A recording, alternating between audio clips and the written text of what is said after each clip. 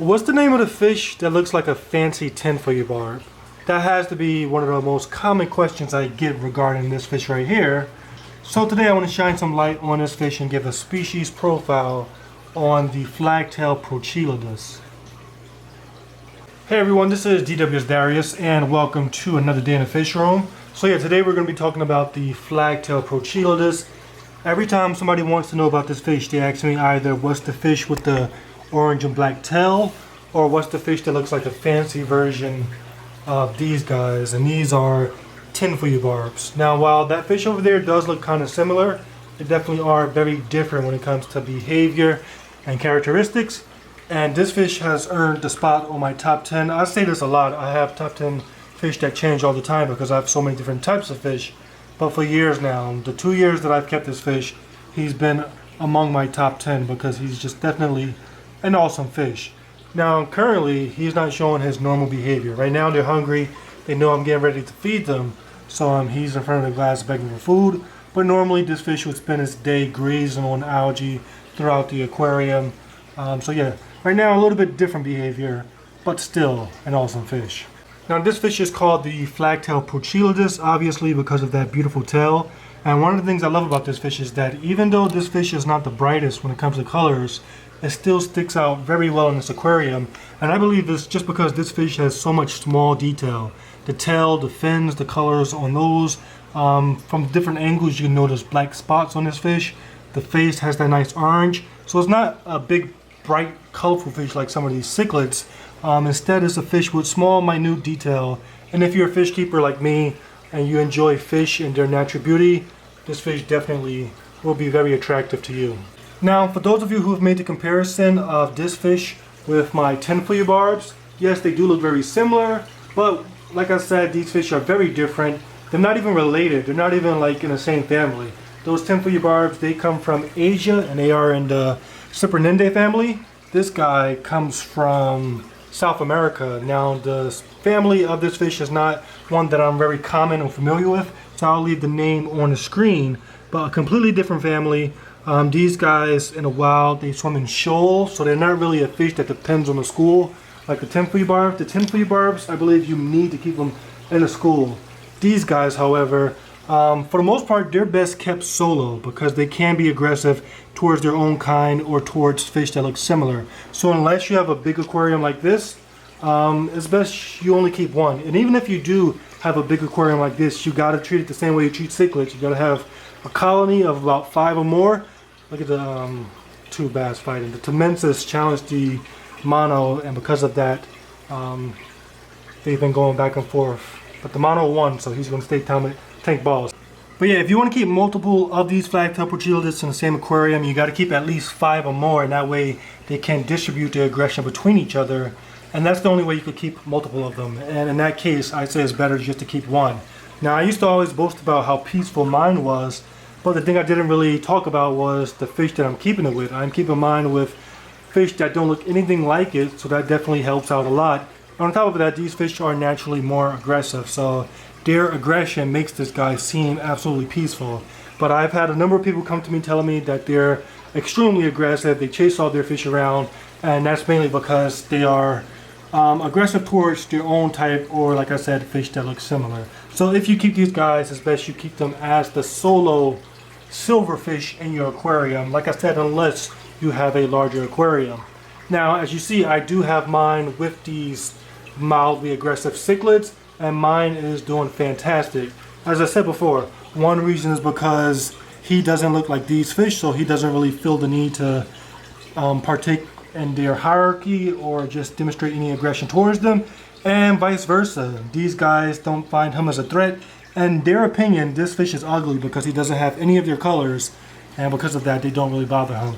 Now, before, when he was younger and when he was about the same size as these peacock bass, I did catch the peacock bass, chase him around, and it was funny because sometimes I saw him chase them back. He was even doing like tail flaps and everything that cichlids do. So it does show that he has the potential of aggression, but definitely nothing to worry me in a case like this with cichlids as large as these. So yeah, definitely an interesting fish when it comes to overall behavior. When it comes to stocking it, I recommend just keeping it with South American cichlids. Central American cichlids may be a little bit more aggressive. like in this tank I have Dovi, jaguars and stuff like that. I believe that they may be a little bit too aggressive for this fish because they like to like nip fins and stuff like that. But South American cichlids, I find them to be a lot less aggressive. That's your Oscars, your peacocks, your geophagus, fish like that I believe are perfect matches for a fish like the Flagtail Prochilodus. Now, one thing that's not obvious about this fish is that this fish has a cool weapon that a fish keeper could find to be very useful. So if this guy will come up here and look at his mouth. The mouth on this fish is incredible when it comes to eating algae. This fish is able to eat all the algae off your rocks, off your driftwood, and most importantly, this fish will graze algae directly off the glass like a pleco, if not better. A pleco, you put it in your tank and it hides for the most part of the day. This fish, look at this, out in the open, swimming around, and eats algae just as good. The only reason it's not eating algae now is because he thinks I'm getting ready to feed him, which I am getting ready to feed them. So these guys are great when it comes to algae control. You don't need a pleco if you have a Flagtail Prochilodus.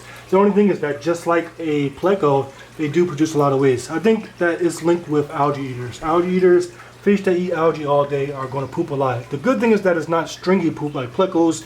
Instead, it's more like powdery stuff that comes out, kind of like a hippo. If you ever saw a hippo just spray out that like powdery poop, this fish does the same thing. And I find that to be a little bit better than that stringy poop because it's smaller and it breaks down much faster.